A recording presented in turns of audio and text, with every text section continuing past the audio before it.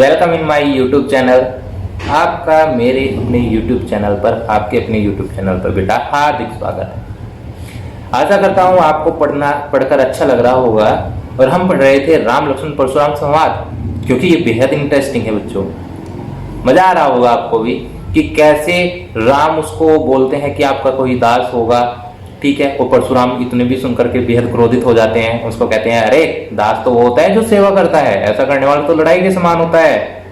फिर कहते हैं कि हे राम, जिसने भी इस शिव के धनुष को तोड़ा है, मैं कहता हूं वो सभा से दूर खड़ा हो जाओ, नहीं तो वही यहीं के यहीं सब मारे के मारे जाएंगे, ठीक है। इस प्रकार से लक्ष्मण उनका उपहास उड़ाते हैं, व्यंग करते हैं उनके साथ, उनको कुछ से कुछ कहते हैं।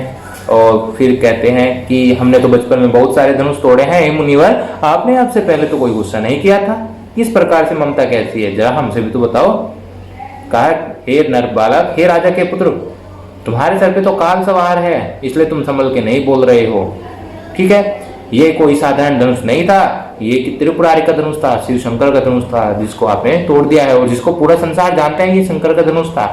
लक्ष्मण जी हंसते हुए बोलते हैं, कहते हैं हाँ, अरे भाई हम जानते हैं ये शिव का धनुष था, लेकिन हमारे लिए तो सभी देवों के धनुष एक समान है।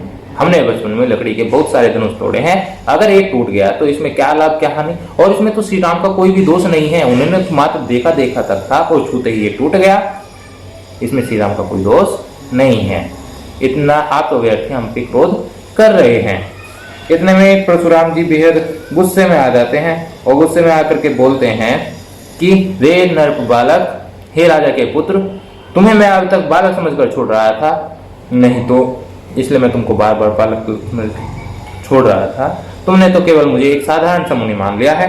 मुझे बाल ब्रह्मचारी अति कोई कहते हैं, मैं बहुत बड़ा बाल ब्रह्मचारी हूं। और क्या तुम्हें ज्ञात नहीं है कि मैंने क्षेत्रीय कुल का विनाश किया था, मैं क्षेत्रीय कुल का विनाशक हूं, ठीक है। और जब ये फरसा चलता है कि ये इसकी घोर गर्जना ऐसी होती है कि गर्भ में पलने वाले शिशु भी मौत को प्राप्त हो जाते हैं। और कह रहे हैं कि इस फरसे को तुम भी ध्यान से देख लो, अपनी भुजाओं के बल से मैंने इस फरसे से क्या किया था, जो सहज बहु शत्रु था उसको मैंने अपनी भुजाओं के बल से मारा था, ठीक है।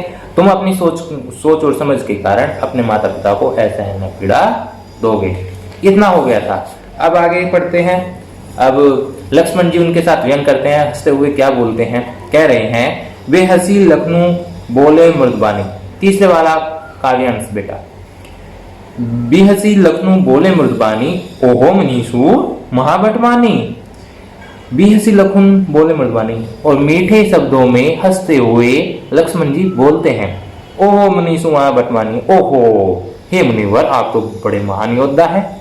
क्योंकि अपनी अपनी ढींगे हाँक रहा है ना परशुराम की, मैं ये हूँ, मैं बड़ा ब्रह्मचारी हूँ, मैंने क्षेत्रीय कुल का विनाशक हूँ, फरसा जब चलता है गर्भ में पलने वाले शिशु मर जाते हैं, ये वो एज डेट कुछ भी बोल रहा है परशुराम। तो लक्ष्मण जी क्या कर रहे हैं भाई, उनको हंसते हुए बोल रहे हैं, ओहो मुनीषु महाबटवानी, ओहो हे मुनिवर, आप ही हो इतने महान योद्धा। पुनि पुनि मोही देखाव कठारू, चाहत उड़ावन फूकी पहारू। पुनि पुनि, पुनि पुनि मतलब कि बार बार, पुनि पुनि मतलब बार बार, मोही मीन्स मुझे, देखाव मीन्स दिखा रहे हो, कठारू मीन्स कुल्हाड़ा जो वो शस्त्र ले रखा है, ठीक है। ओहो हे मुनिवर, आप ही हो इतने महान योद्धा, तभी तो आप मुझे ये बार बार इस कुल्हाड़े को मुझे दिखा रहे हो। चाहत उड़ावन फूकी पहाड़ों, चाहत उड़ावन कि आप तो चाहते हो कि मैं फूक से ही इस पहाड़ को उड़ा दूं। समझ आया? कह रहे हैं, हंसते हुए बोल रहे हैं लक्ष्मण, ओहो मुनिवर, हे मुनिवर, आप ही हो इतने महान योद्धा, तभी तो आप बार बार मुझे, पुनि पुनि बार बार, मोही मुझे, देखाव कठारू, तभी तो आप बार बार मुझे इस कुल्हाड़ी को दिखा रहे हो। आप तो ऐसा चाह रहे हैं कि जैसे मैं फूंक से ही इस पहाड़ को उड़ा दूं। आप तो फूंक मारने से ही पहाड़ को उड़ाना चाहते हैं। यहाँ कुहड़ बतिया को ही नाही, तेत रजनी दुखी मारी जाही। कि हाँ हे मुनिवर, यहाँ भी कोई कुम्हड़ बतिया वाले फल नहीं है। कुम्हड़ बतिया बेटा एक फल होता है, फल, कुम्हड़ बतिया एक फल होता है, काशी फल, काशी फल सुना है? काशी फल जो होता है उसको कुम्हड़ बतिया बोलते हैं, ठीक है। वो बेहद नाजुक होता है, अगर हाथ लगाए तो वो मुरझा जाता है। कह रहे हैं यहाँ मतलब कि यहाँ कुम्हड़ बतिया फल नहीं, कि यहाँ भी कोई कुम्हड़ बतिया का फल नहीं है। यहाँ भी कोई काशी फल जैसे नहीं है कि जो तर्जनी देखे मरी जाए। तर्जनी बेटा उंगली का नाम है। जो ये उंगली मैं कर रहा हूँ, ऐसे टच करते हैं तो वो ऐसे टच करने से क्या होता है बेटा, वो मुरझा जाता है। क्या? कुम्हड़बतिया फल, काशी फल अर्थात। ठीक है, कह रहा है भाई यहाँ भी कोई कुम्हड़बतिया फल नहीं है जो तर्जनी उंगली है, जो ये वाली उंगली दिखाई तो मर ही जाए अर्थात मुरझा जाए। देखी कुठार सरासन बाना, मैं कुछ कहा से तब माना। क्यों बार बार आप मुझे ये सरासन, जो आप ये कुठार अपनी जो धनुष ले रहे हैं, अपने उस कुल्हाड़े को बार बार क्यों दिखा रहे हैं? क्या सरासन देखी, जो मैं कुछ कहा से तब माना? क्या मैंने अपने अभिमान के बारे में आपसे कुछ कहा? ऐसा नहीं कहा ना। अब बिन बात में क्या ये जो कुल्हाड़ी है, ये धनुष है, ये क्यों दिखा रहे हैं? और इसको देखकर ही मैंने आपको कुछ बोला है? सही अभिमाना, क्या मैंने अपनी अभिमान के, क्या मैंने भी अपनी तारीफें की है? अपनी अभिमान के बारे में मैंने आपको कुछ कहा है? कौन बोल रहा है? ये लक्ष्मण बोल रहे हैं। भ्रकसुत समझू जनोई बिलेकू, जो कुछ कहू सहो रिस रोकू।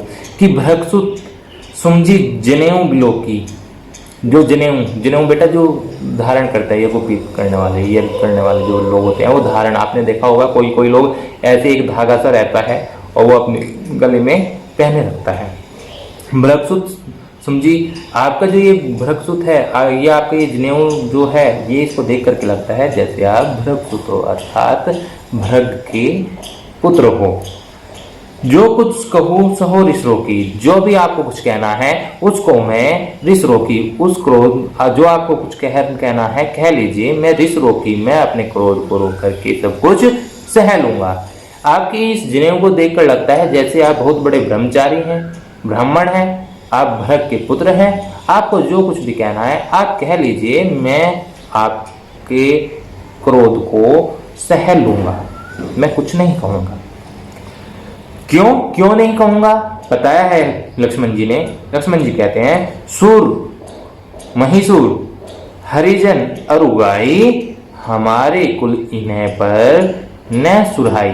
सुर मतलब कि देवों पर, महिषुर मतलब कि देवों के भक्तों पर, हरिजन ब्राह्मणों पर, अरुगाई अरु मतलब कि और गाय मतलब कि गाय पर, कि देवों पर, देवों के भक्तों पर, ब्राह्मणों पर और गाय पर हम वीरता नहीं दिखाते, हमारे कुल इन पर न सुहाई, और ये हमारे कुल की परंपरा को शोभा नहीं देता।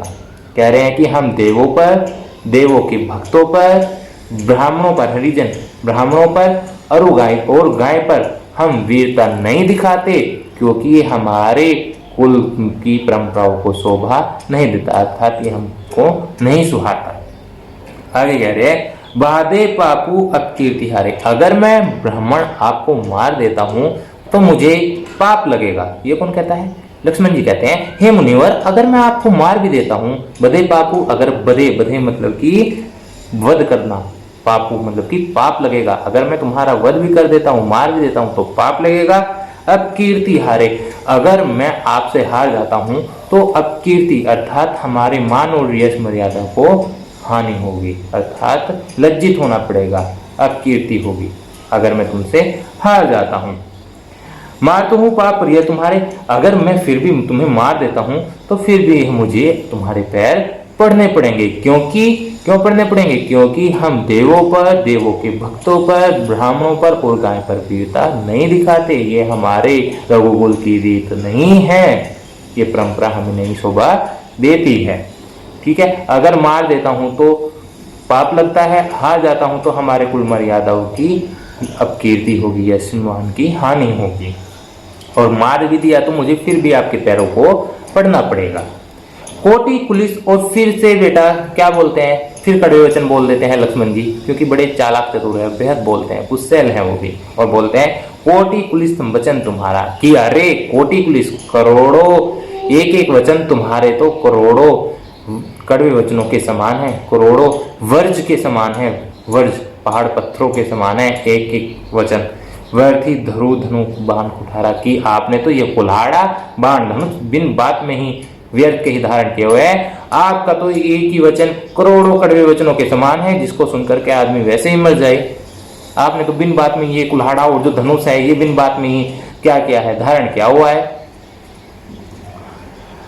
अब फिर से भड़का दिया है परशुराम जी को और बोल रहे हैं, जो बिलो के अनुचित केहू क्षम्यु महाधीर, हे धैर्य को धारण करने वाले महामुनि महाधीर, अगर मैंने कुछ भी गलत कह दिया हो तो मुझे क्षमा करना। ये कौन बोल रहे हैं? ये परशुराम बोल रहे हैं। सुनी सहरोज भृग मुनि बोलिए गिरा गंभीर। इतना सुन करके वे भृग वंश के जो मुनि हैं, भृग वंश के मुनि कौन है? परशुराम। इतना सुन करके जो परशुराम हैं वे गंभीर वाणी में बोलते हैं, अर्थात बेहद गुस्से में बोलते हैं। ओके बच्चों, समझ आया होगा। इसमें क्या है फिर से रिपीट कर देता हूं। जो लक्ष्मण जी है वे हंसते हुए बोलते हैं, कहते हैं, ओहो हे मुनिवर, आप ही हो इतने बड़े महान योद्धा। ठीक है, तभी तो आप मुझे बार बार जो कुल्हाड़ी है ये फरसा है, ये बार बार मुझे इसलिए तो दिखा रहे हो। आप तो ऐसे चाहते हो जैसे फूंक से मैं पहाड़ को उड़ा दूं। फिर कहते हैं, भाई देखो मुनिवर जी, यहाँ भी ऐसी कोई बात नहीं है कि मैं भी कोई कुम्हड़वतिया के फल जैसा नहीं हूँ कि मात उंगली दिखाई और मैं मुरझा जाऊं, अर्थात मर जाऊं। ठीक है, हाँ भाई इतने महान योद्धा है तभी तो बार बार आप मुझे कुल्हाड़ी और बाण दिखा रहे हैं। अरे भाई अब से पहले बताओ, मैंने अपने अभिमान के बारे में कुछ कहा? जो आप डींगे हाँक रहे हो, मैं ये हूँ, मैं वो कर देता हूँ, ऐसे ऐसे डींगे हाँक रहे हैं। आप बार बार मुझे धनुष बाण कुल्हाड़ी दिखा रहे हैं और मैंने तो अब तक अपने अभिमान के बारे में आपसे कुछ नहीं कहा है। फिर कह रहे हैं, लेकिन आपका जो ये जनेऊ है इसको देख करके लगता है जैसे आप भृग के सुत हैं, अर्थात भृग सुत मतलब कि आप भृग के पुत्र हैं। परशुराम के पिता का नाम क्या था बेटा? भृग। आप भृग के पुत्र हैं। ठीक है, जो आपको कहना है कह लीजिए, मैं अपने क्रोध को रोक करके सब कुछ सह लूंगा।